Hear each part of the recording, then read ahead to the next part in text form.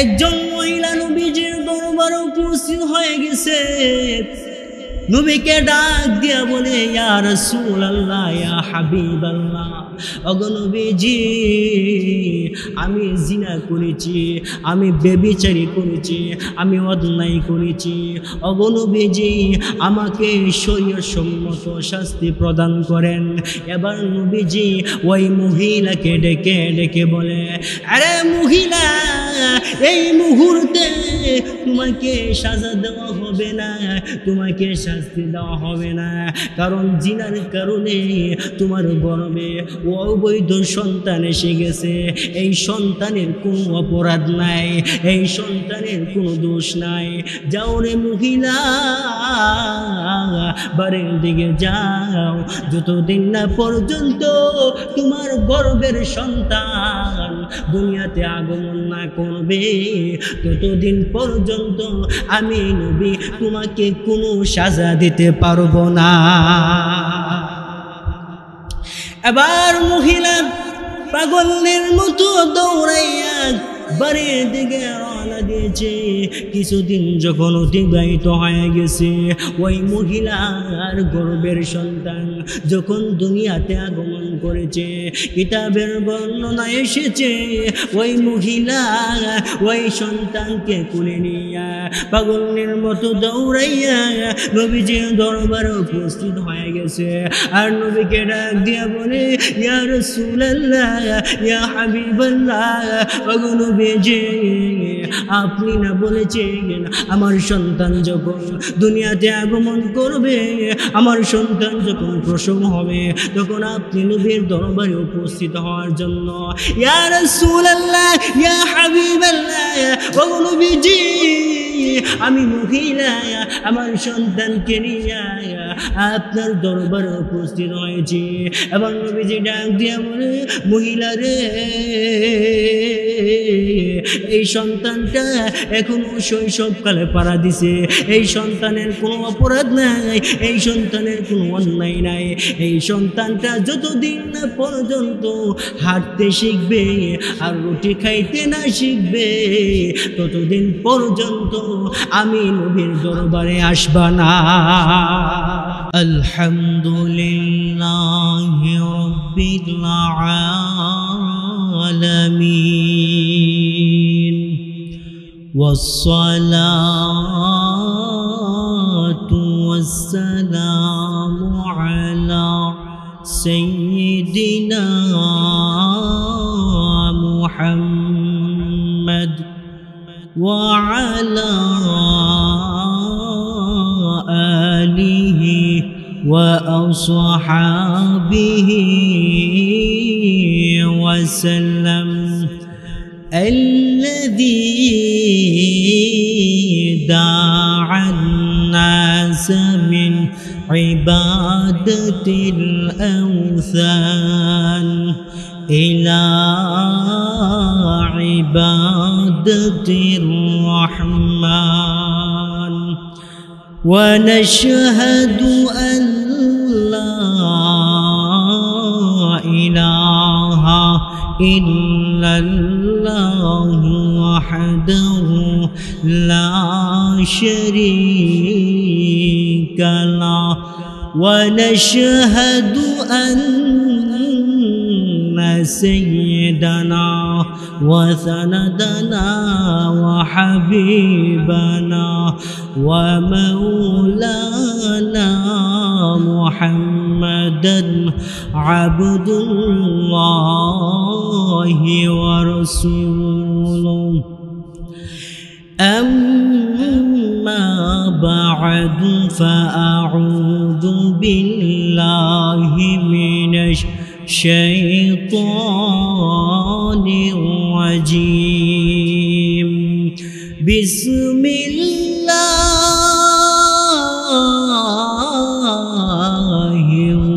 الرحمن الرحيم. ولا تقربوا الزنا إنه كان فاحشة وساء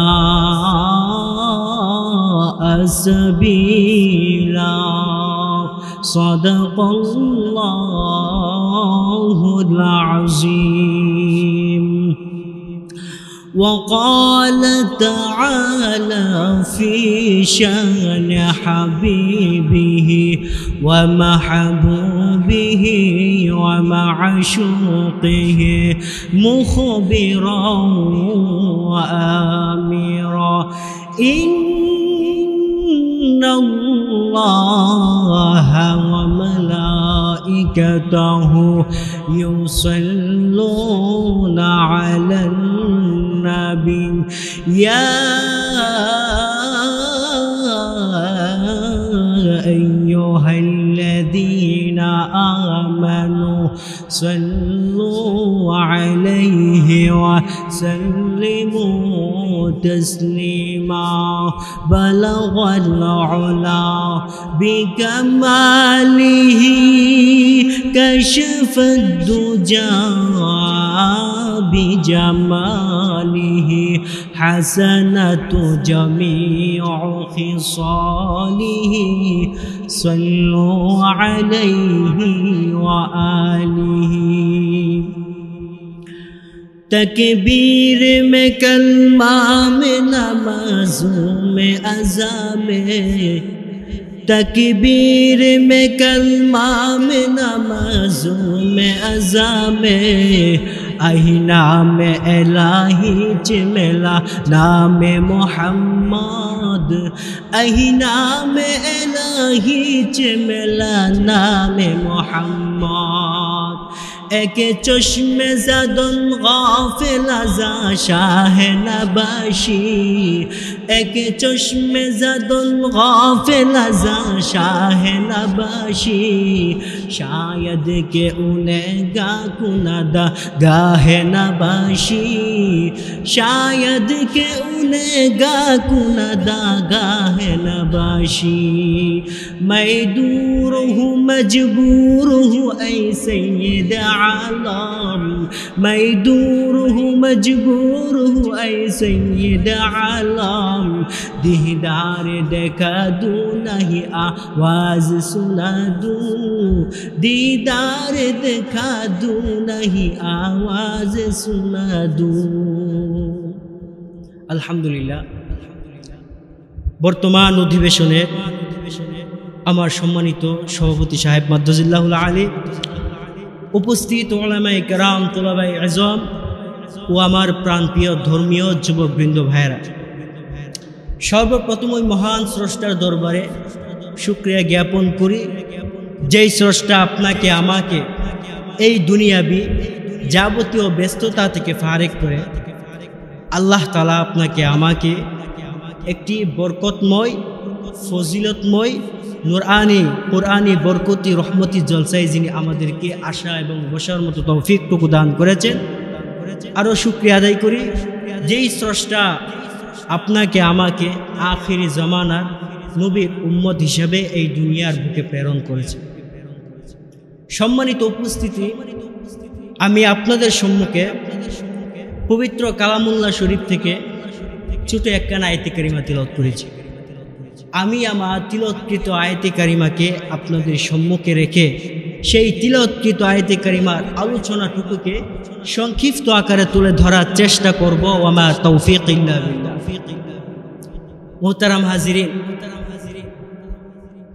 আমার আজকের তিলাওয়াতকৃত আয়াতে কারিমার আলোচ্য বিষয় হলো জিনা সম্পর্কে. আল্লাহ তাআলা আমার তিলাওয়াতকৃত আয়াতে কারিমাতে বলেন ওয়ালা তাকরাবুজ জিনা ইন্নাহু কানা ফাহিশা ওয়া সাআ সাবিলা. আল্লাহ তাআলা বলেন ওয়ালা তাকরাবুজ জিনা ওয়ালা তাকরাবু, তোমরা নিকটবর্তী হয় না, তোমরা সন্নিকটে যাইও না জিনা মানে ব্যভিচারী জিনাহের সন্নিকটে জিনাহের ধারে কাছে তোমরা অগ্রবর্তী হয় না. কেন জিনাহের দ্বারে কাছে যাইবা না, কেন ব্যভিচারীর দ্বারে কাছে ভিড়বা না, তার কারণ কি এটাও আল্লাহ তাআলা জানাই দিয়েছে কোরআনের মধ্যে। ইন্নাহু কানা ফাহিশা, নিশ্চয় এটা খুব জঘন্যতম একটি খারাপ কাজ, এটা খুবই ঘৃণিত কাজ, ফাহিশা কাজ। এই জন্য তোমরা জিনা নামক মারাত্মক অপরাধের দ্বারে কাছেও তোমরা বেরো না। এটা হলো আমি মহান আল্লাহ তাআলার নির্দেশ। আল্লাহ পাক রব্বুল আলামিন এই তিলাওয়াতকৃত আয়াতে কারিমার মাধ্যমে বান্দা বান্দিকে এটাই বুঝাইতে চান যে ও বান্দা ও বান্দি, তোমরা ব্যভিচারীর দ্বারে কাছে যেও না, কারণ এটা খুব ফাহিশা কাজ এবং খুব একটা ঘৃণিততম কাজ। এই জন্য আমাদেরকে ব্যভিচারী নামক এবং জিনা নামক জঘন্য অপরাধ থেকে বিরত থাকতে হবে। এখন আসুন জিনা সম্পর্কে আমরা একটু জানি।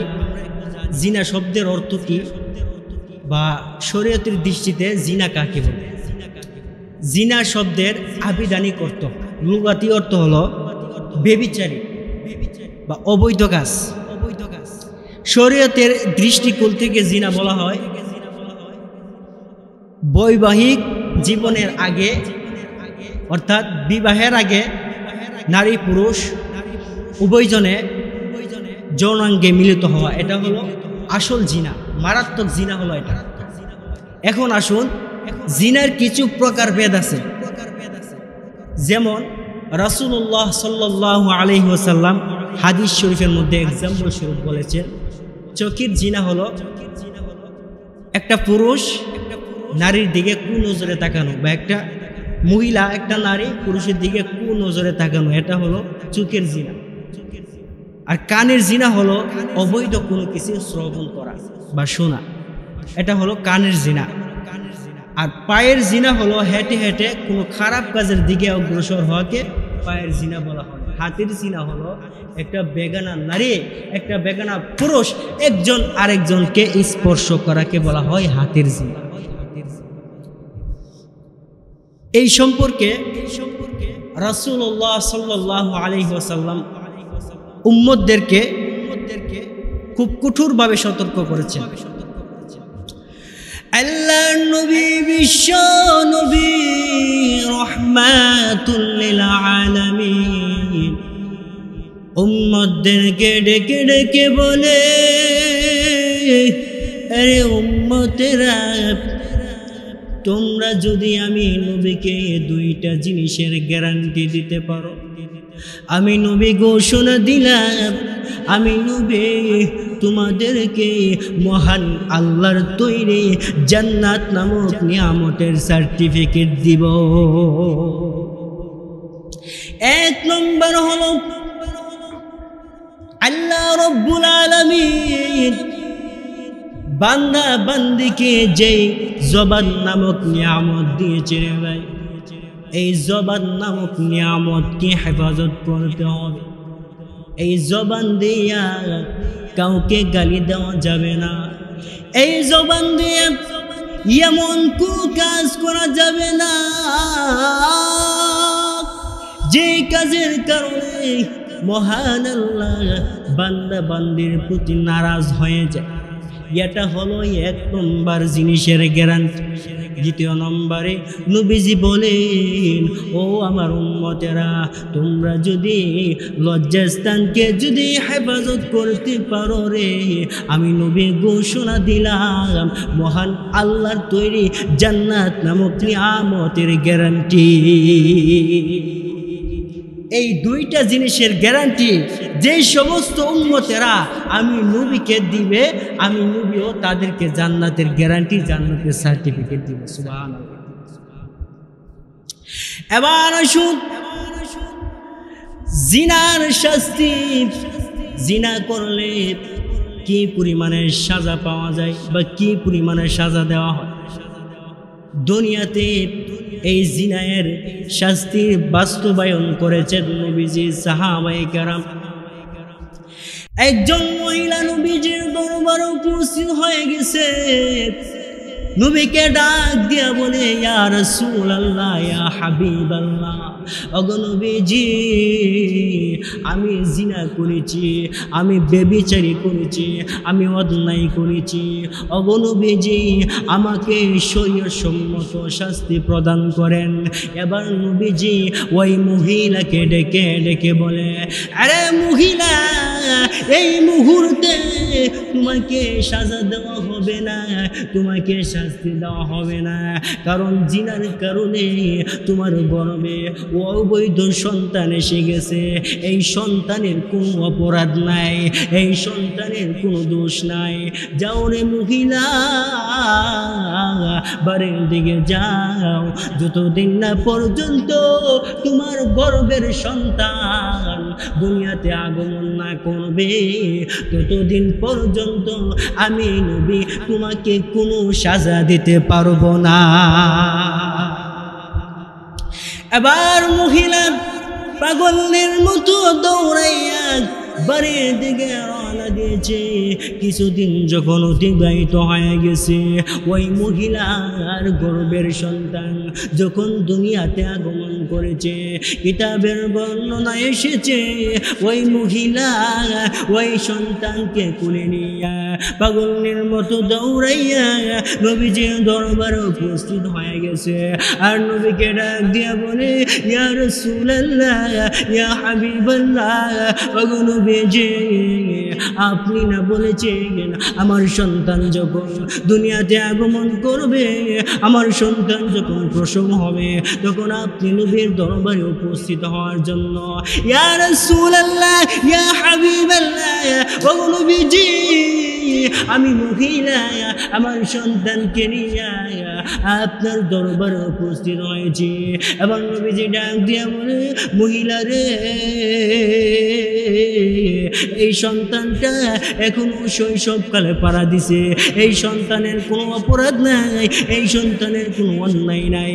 এই সন্তানটা যতদিন না পর্যন্ত হাঁটতে শিখবে আর রুটি খাইতে না শিখবে ততদিন পর্যন্ত আমি নবীর দরবারে আসবা না।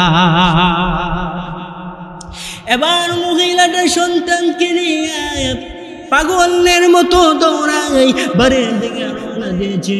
যখন কিছুদিন অতিবাহিত হয়ে গেছে, এবার মহিলা সন্তানকে নিয়ে নবীজির দরবারে উপস্থিত হয়েছে। কিতাবের বর্ণনায় লেখা হয়েছে ওই মহিলা তার সন্তানের হাতে একটা রুটি ধরাইয়া দিছে। আর নবীজির দরবারে উপস্থিত হইয়া নবীকে ডাক দিয়ে বলে, ইয়া রাসূলুল্লাহ ইয়া হাবিবাল্লাহ, ও নবীজি আমি মহিলা আমার সন্তানকে নিয়ে আপনি নবীর দরবারে উপস্থিত হয়েছে। ওগো নবীজি আপনি না বলেছেন আমার সন্তান যখন খাইতে শিখবে, আমার সন্তান যখন হাঁটতে শিখবে, তখন আপনি নবীর দরবারে উপস্থিত হওয়ার জন্য। ওগো নবীজি আমার সন্তান হাঁটতে শিখেছে, আমার সন্তান খাইতে শিখেছে। ওগো নবীজি এবার আমি মহিলাকে সাজা দেওয়ার ব্যবস্থা করেন। এমনি নবীজি সাহাবীদেরকে ডাক দিয়া বলে, আরে সাহাবীরা তোমরা কোথায় যাও, যাও ওই মহিলার জন্য একটা গর্ত খনন করো, আর ওই গর্তের মধ্যে গলা পর্যন্ত তার শরীরটাকে ঢুকাইয়া দাও, আর ওই মহিলার উপর পাথর নিক্ষেপ করতে থাকো। পাথর আঘাতে এই মহিলাটাকে দুনিয়া থেকে বিদায় করে দাও। এমনি সাহাবায়ে কেরাম নবীজির আদেশ পালন করার জন্য এবার গর্ত খনন করলেন, মহিলাটাকে গর্তের মধ্যে ঢুকাইলেন। এবার চতুর্দিক দিয়ে সাহাবায়ে কেরাম পাথর নিক্ষেপ করতে লাগলেন। এক পর্যায়ে মহিলাটা রক্তাক্ত হয়ে গেছে, একটা রক্তের ফুটা একটা সাহাবীর গায়ে পড়ছে। আর ওই সাহাবী ডাক দিয়া বলে, আরে মহিলা, মহিলা রে তোর শরীর নাপাক, তোর রক্তের ফুটা নাপাক, আমি সাহাবীর পবিত্র গায়ে কেন পড়ছে রে? না না, এটা হতে পারে না। এবার নবীজি সাহাবীকে ডাক দিয়া বলে, আরে সাহাবী, না না, এই ফুটা রক্ত কোনোদিন নাপাক হতে পারে না, এই রক্তের ফুটা কোনোদিন নাপাক হতে পারে না, কারণ ওই মহিলাকে সাজা দেওয়ার কারণে ওই মহিলার তাওবা মহান আল্লাহ রব্বুল আলামিন কবুল করেছে। আরে সাহাবী, না না, ওই মহিলার রক্তের ফুটা নাপাক হতে পারে না। এবার সাহাবী নবীকে ডাক দিয়ে বলে, ইয়া রাসূলুল্লাহ, ইয়া হাবিবাল্লাহ, ওগো নবীজি, আমার অপরাধ হয়েছে, আমার অন্যায় হয়েছে, আমি আর এমন কথা বলবো না। এবার নবীজি ওই মহিলা যখন দুনিয়া থেকে চিরবিদায় নিয়েছে, এবার নবীজি সাহাবীদেরকে ডেকে ডেকে বলে, আরে সাহাবীরা, তোমরা ওই মহিলার জানাজার নামাজের ব্যবস্থা করো। আমি নবী এই মুহূর্তে ঘোষণা দিয়েছি, আমি স্বয়ং নবী ওই মহিলার জানাজা পড়াবো। এইভাবে ওই মহিলার জানাজার নামাজ স্বয়ং নবীজি পড়াইছে। আল্লাহ তাআলা ওই মহিলার তাওবাকে এমনভাবে কবুল করছে, আল্লাহ তাআলা সঙ্গে সঙ্গে জিবরাইলের মাধ্যমে নবীজির কাছে ওহী পাঠাইছে, ইয়া রাসূলুল্লাহ, ইয়া হাবিবাল্লাহ, ওই মহিলাকে সাজা দেওয়ার কারণে মহান আল্লাহ ওই মহিলার তাওবাকে গ্রহণ করেছে, ওই মহিলার আর কোনো গুনাহ নাই। দেখেন সাহাবায়ে কেরাম একটা অপরাধ করার কারণে, একটা অন্যায় করার কারণে কি পরিমাণে আল্লাহ তাআলার দরবারে তাওবা করছে, আর নিজ স্বেচ্ছায় ইচ্ছা করে নবীজির দরবারে এসে বলতেছেন, ইয়া রাসূলুল্লাহ, ইয়া হাবিবাল্লাহ, নবী গো, আমি জিনা করে ফেলছি, আমার গর্ভের মধ্যে অবৈধ সন্তান, অবৈধ বাচ্চা এসে পড়ছে, এখন করণীয় কি? এখন কি করতে পারে? নবীজি এর বদলতে শরীয়ত সম্মত কঠিন সাজার ব্যবস্থা করলেন। একজন যুবক নবীজির দরবারে উপস্থিত হয়ে গেছে। নবীজি তখন সাহাবীদেরকে নিয়ে মজলিসে বসা, সাহাবীদেরকে হাদিসের তালকিন দিতেছে, সাহাবীদেরকে কোরআনের তালকিন দিতেছে।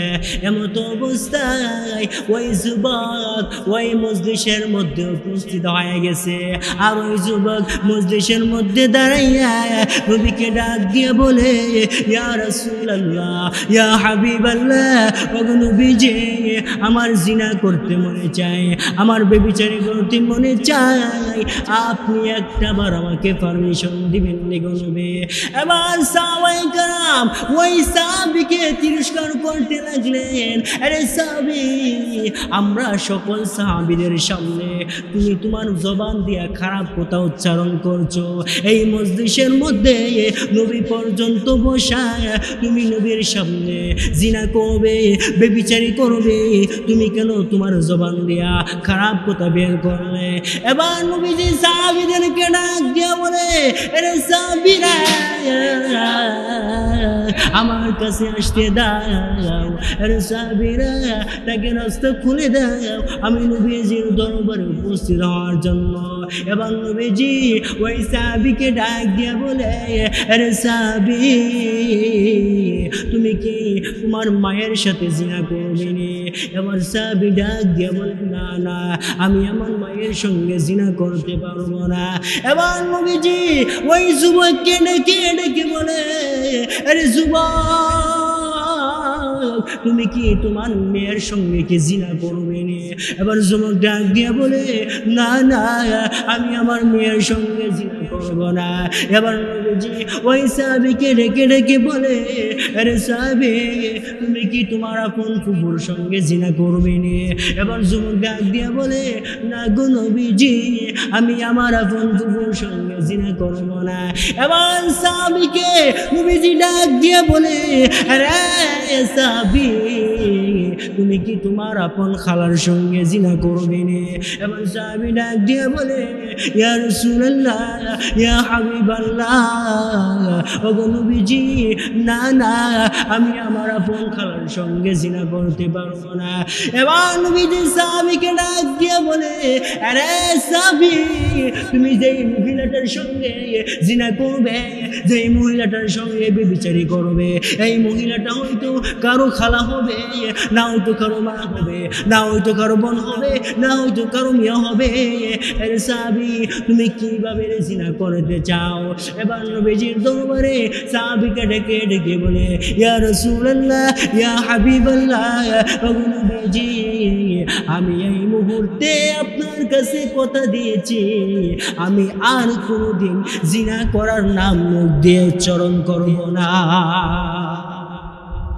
কিতাবের বর্ণনা এসেছে, নবীজি ওই সাহাবীর মাথার মধ্যে হাত বুলাইছে আর মহান আল্লাহকে ডেকে ডেকে বলে, ওরে মাওলা, ওই যুবক অপরাধ করে ফেলেছে, অন্যায় করে ফেলেছে। এই যুবক বুঝতে পারে নাই, ওগো মালিক, আপনি এই যুবকের গুনাহকে মাফ করে দেন, ওই যুবকের অন্তরকে আপনি পবিত্র করে দেন, ওই যুবকের চরিত্রকে রক্ষা করার তৌফিক দান করে। কিতাবের বর্ণনাকে উল্লেখ করেছে, হাদিসের মধ্যে পাওয়া যায়, ওই যুবক বাকি সময়ের জন্য জিনা করবে দূরের কথা, জিনায়ের ধারে কাছে যায় না। রাস্তা দিয়া যখন হাইটা হাইটা যাইত রে, ওই সাহাবী কোনো মহিলার দিকে ঘুরে তাকাই না। ওই সাহাবীও জিনা করার কথা মুখ দিয়ে উচ্চারণ করছিল। নবীজি ওই সাহাবীর জন্য দোয়া করছে, মাফির দোয়া করছে, আল্লাহ তাআলা কবুল করছে। ওই যুবক বাকি সময়ের জন্য, অর্থাৎ যতদিন দুনিয়াতে বেঁচে ছিল ততদিন জিনার কথা মুখ দিয়ে উচ্চারণ করবে দূরের কথা, রাস্তা দিয়ে যখন হেঁটে হেঁটে যাইতো তখন এই মহিলার দিকে তাকাইত না। মুহতারাম হাজিরিন, আমি আপনাদেরকে এই আলোচনার মাধ্যমে এটাই বুঝাইতে চাই, যখন আমাদের দ্বারা জিনা নামক ব্যভিচারী নামক কোনো অপরাধ হয়ে যাবে, সঙ্গে সঙ্গে আল্লাহ তাআলার দরবারে দুইটা হাত উঠাইয়া চোখের পানি ছেড়ে দিয়া ভুলকে স্বীকার করিয়া মাফি চাইতে হবে। এতে আল্লাহ তাআলা আমাদেরকে ক্ষমা করার বা ক্ষমার ঘোষণা দেওয়ার গ্যারান্টি নবীজি পর্যন্ত দিয়েছেন, যে বান্দা যখন অপরাধ করবে, যখন পাপ করবে, আর জিনা নামক অপরাধ এটা এমন একটি জঘন্য অপরাধ, এই জঘন্য অপরাধ যে করবে, সে যদি মাফ না চেয়ে, ক্ষমা না চেয়ে দুনিয়া থেকে বিদায় হয়ে যায়, মহান আল্লাহ এর জন্য কঠোরভাবে বান্দাকে সাজা দিবে। মুহতারাম হাজিরিন, আমার এই সংক্ষিপ্ত মুখতাসার কথার উপর আল্লাহ পাক রব্বুল আলামিন প্রত্যেককে আমল করার মতো তৌফিক এনায়েত করুক। ওয়া আখিরি দাওয়ানা আনিল হামদুলিল্লাহি রাব্বিল আলামিন।